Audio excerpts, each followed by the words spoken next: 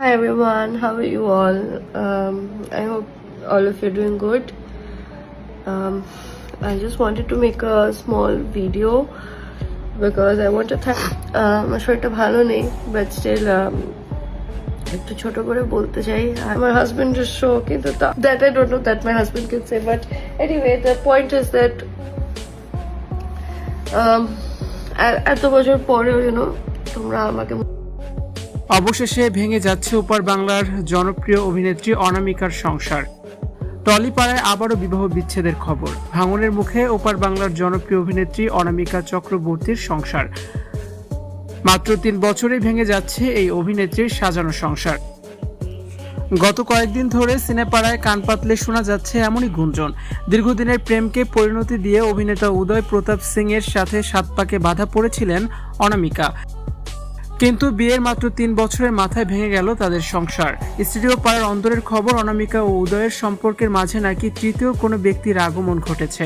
স্বামী প্রতাপের পরকীয়ার গুঞ্জন এখন টলিউডের অন্যতম প্রধান আলোচনার বিষয়।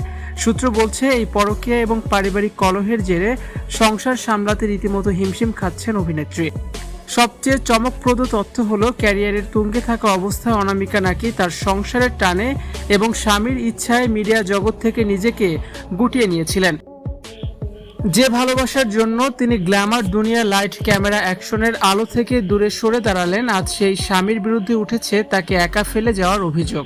অনুরাগী মহলে এখন একটাই প্রশ্ন, যার জন্য অনামিকা ক্যারিয়ার স্যাক্রিফাইস করেছেন, সেই স্বামী কি অবশেষে তাকে ছেড়ে চলে যাচ্ছে? যদিও বিবাহ বিচ্ছেদ ও পরকীয়ার গুঞ্জন নিয়ে অনামিকা চক্রবর্তী বা উদয় প্রতাপ সিং দুজনের কেউই এখন পর্যন্ত সংবাদ মাধ্যমের সামনে মুখ খোলেননি। টলিউডের অনেক তারকা এই গুঞ্জনকে স্রেফ রটনা বলে উড়িয়ে দিচ্ছেন, আবার অনেকের মতে যা কিছু রটে তার কিছু তো বটে। সামাজিক যোগাযোগ মাধ্যমেও তাদের একসাথে আগের মতো আর ছবি পোস্টে দেখা যাচ্ছে না, যা অনুরাগীদের মনে সন্দেহের দানা আরও পাকা করছে। ভিউয়ার্স, আপনার কাছে কি মনে হয়, অনামিকা কি পারবেন সমস্ত ঝড় সামলে তার সংসারকে টিকিয়ে রাখতে? আপনার মতামত অবশ্যই জানিয়ে কমেন্টস করে দিন।